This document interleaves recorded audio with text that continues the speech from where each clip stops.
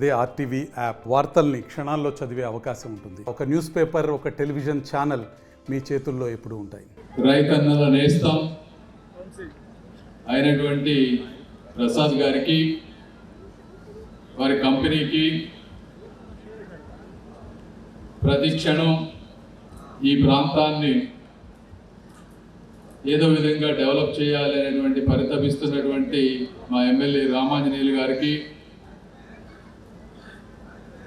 స్థానిక ప్రజాప్రతినిధులకు, కూటమి ప్రభుత్వానికి వెన్నుదన్నుగా నిలిచినటువంటి రైతన్నలకు, పాత్రికేయులకు, నా శ్రేయోభిలాషులకు అందరికీ కూడా మనస్ఫూర్తి కృతజ్ఞతలు, ధన్యవాదాలు. Thank you. ఇప్పుడు మనం చాలామంది డబ్బు సంపాదిస్తూ ఉంటారు. అంటే ఇది ఎందుకంటే ఇక్కడ కుటుంబ సభ్యులు కూడా చాలా మంది ఉన్నారు, వాళ్ళ మనవాళ్ళు కూడా వచ్చారు. ఇందాక చూసినప్పుడు అనిపించింది, భూమి మీద ఎవరం కూడా శాశ్వతం కాదు. అయితే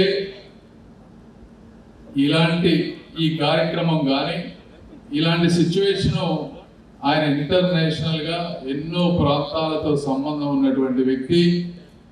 ప్రశాంతంగా హైదరాబాద్లోనూ ఇంకో చోట పెట్టుకుంటే, అక్కడ ఇండస్ట్రీ పెట్టుకుంటే ఈ స్థలాల రేట్లు కూడా 100 రెట్లు పెరిగిపోతాయి, కొన్ని వేల కోట్ల రూపాయల సంపద వస్తుంది.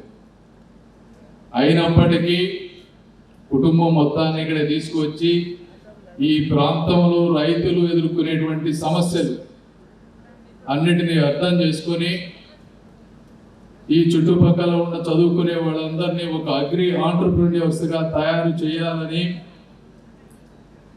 వయసు పెరుగుతున్నా కూడా మొక్కవోని ధైర్యంతో, పట్టుదలతో ఏదో ఒకటి చెయ్యాలి అనేటువంటి ఒక దృఢ సంకల్పంతో ఈరోజు ఈ కార్యక్రమాన్ని ముందుకు తీసుకువెళ్తా ఉన్నారు ప్రసాద్ గారు.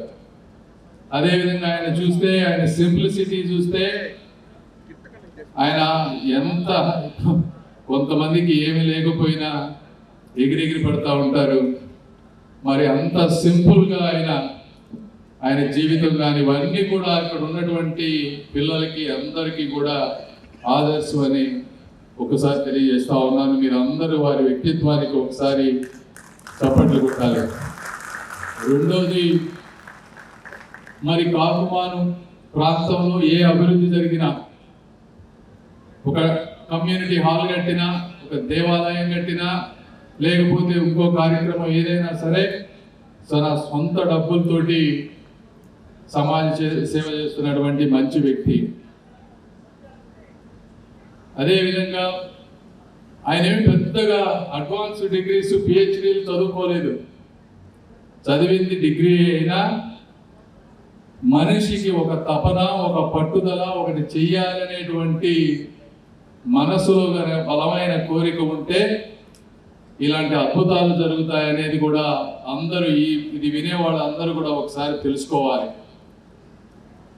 ఇవి కాకుండా ఈరోజు జరిగేటువంటి ప్రోగ్రాం చూస్తే ఇక్కడ ఏం చేయబోతున్నారు అంటే, రైతులకి ముఖ్యంగా 3-4 సమస్యలు ఉన్నాయి. ఒకటి, లేబర్ కాస్ట్ బాగా పెరిగిపోయింది. 2, ఉన్న లేబర్ కూడా దొరకడం ఉన్నటువంటి పరిస్థితి ఈ రోజున. 3, పెస్టిసైడ్స్ యూజ్ చాలా ఎక్కువైపోయింది. నిన్న అక్కడ మాట్లాడుతూ ఉంటే మిర్చి బోర్డు గురించి నేను కొంతమందిని పిలిచి, గుంటూరు ప్రాంతంలో మిర్చి బోర్డు పెడితే ఎలా ఉంటుంది ఇవన్నీ మాట్లాడుతూ ఉంటే, మిర్చి రైతుల్లో జరుగుతున్నటువంటి సమస్యలు, ప్రత్తిలో కానీ జరుగుతున్నటువంటి సమస్యలు ఇవన్నీ తెలుస్తూ ఉంటే, పాపం రైతులకి ఎంత పెస్టిసైడ్స్ వాడాలో తెలియక, ఏ పెస్టిసైడ్స్ వాడాలో తెలియక విపరీతంగా వాటిని పెట్టి ఖర్చుల భారం పెరిగి అవి పెస్టిసైడ్స్ వల్ల ఎక్స్పోర్ట్కి ఉపయోగం లేకుండా అయిపోయి రైతులకు ఆదాయం తగ్గేటువంటి పరిస్థితి. ఇలాంటి మూల కారణాలని అధ్యయనం చేసి ఈ ప్రాంతంలో ఒక డ్రోన్ ట్రైనింగ్ సెంటర్ పెట్టి కనీసం 1000 మందికి ఎంప్లాయ్మెంట్ క్రియేట్ చేసి ఆ 1000 మందిని దేశవ్యాప్తంగా డ్రోన్ ఆంటర్‌ప్రెన్యూర్స్గా తయారు చేయాలనేది ఒకటి ప్రథమ కర్తవ్యం ఇక్కడ. నేను ఇక్కడ నరేంద్ర మోదీ గారు డ్రోన్ దీని ప్రోగ్రామ్ పెడితే దాన్ని స్టడీ చేస్తే డ్రోన్ కనుక గవర్నమెంట్ ఇస్తే కనీసం 20 ఎకరాల డ్రోన్తో కనుక సాగు చేస్తే ఒక్కొక్క వ్యక్తికి ₹1,50,000 అడిషనల్ ఇన్కమ్ వచ్చేటువంటి పరిస్థితి. ఇవి డ్రోన్ ఓన్లీ పెస్టిసైడ్స్ ఫర్టిలైజర్స్ కాకుండా మెడిసిన్ డెలివరీ కానీ మనం చూసారు మీరు చంద్రబాబు నాయుడు గారు వరదలప్పుడు ఏ విధంగా వాడుకున్నారో టెక్నాలజీని. ఇలా ఎన్నో యూజ్ కేసెస్ ఉన్నాయి డ్రోన్స్.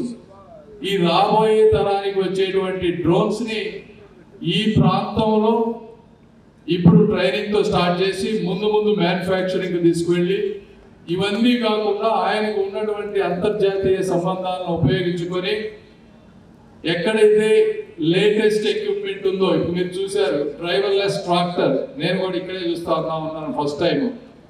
డ్రైవర్లెస్ ట్రాక్టర్స్ తీసుకొచ్చి అలాంటివి ఇంకే ఎక్విప్మెంట్స్ ఉన్నాయి అవన్నీ తీసుకొచ్చి ఒక సెంట్రల్ హబ్ చేసి ఇక్కడ నుంచి ఇండియా మొత్తాన్ని కూడా ఫార్మ్ మెకనైజేషన్స్ లో అడ్వాన్స్డ్ గా తీసుకువెళ్లాలని ఈ రోజు 25 కోట్ల రూపాయలతో ఇక్కడ ఒక ఫెసిలిటీకి శంకుస్థాపన చేస్తా ఉన్నారు. అందుకు ఇంకొకసారి మీకు ధన్యవాదాలు చెప్తా ఉన్నాను సార్.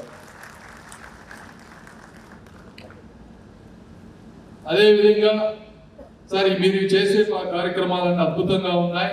ఇంకొక 2 మిమ్మల్ని నేను కోరుకుంటా ఉన్నాను. మీరు కానీ మీ పిల్లలు కానీ ఈ 2 కూడా టేకప్ చేస్తే ఈ ప్రాంత రైతులకి బాగా ఉపయోగపడుతుంది. ఒకటి సీడ్, మీరు ఆల్రెడీ సీడ్ క్వాలిటీ చేస్తూ ఉన్నారు.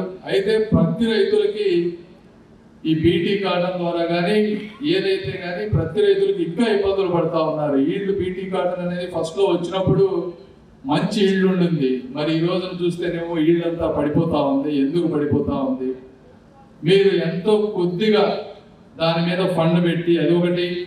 ఈ చుట్టుపక్కల ప్రాంతంలో ఫర్టిలైజర్స్, ఈ ఫర్టిలైజర్ రెసిస్టెన్స్ ఎందుకు వస్తుంది, ఈ బగ్స్ ఎలా వస్తూ ఉన్నాయి, కొద్దిగా అవేర్నెస్ చేసి రైతులకి ఈ 2 ఇష్యూస్లో కూడా స్మాల్ రీసెర్చ్ అండ్ డెవలప్మెంట్ లాగా మీరు గవర్నమెంట్ ప్రోగ్రామ్స్ ఉన్నాయి కానీ ఒక్కొక్కసారి ప్యాషన్ ఉన్నటువంటి మీలాంటి వ్యక్తులు టేకప్ చేస్తే అవి డెఫినెట్గా కూడా మంచి ఈల్డ్ వస్తుంది, మంచి రిజల్ట్ వస్తుంది.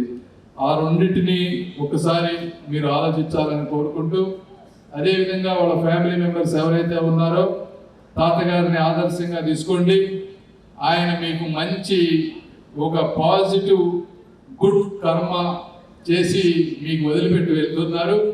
మీరు కూడా ఈ ప్రాంతానికి వచ్చి ఇదే విధంగా కంటిన్యూ చేస్తూ మీరు కూడా అది నెక్స్ట్ జనరేషన్కి తీసుకువెళ్తారని మనస్ఫూర్తిగా కోరుకుంటూ ఈ కార్యక్రమానికి నన్ను ఆహ్వానించినటువంటి అందరికీ, కాకుమాను ప్రజలకి, ప్రతిపాడు ప్రజలకి అందరికీ కూడా ధన్యవాదాలు తెలుపుకుంటూ మరొకసారి సెలవు తీసుకుంటున్నాను. Thank you. మరిన్ని వీడియోస్ కోసం ఛానల్ ని సబ్స్క్రైబ్ చేయండి. లేటెస్ట్ అప్డేట్స్ కోసం వాట్సాప్ ఛానల్ ని ఫాలో అవ్వండి. ఆ లింక్ డిస్క్రిప్షన్ లో ఉంది.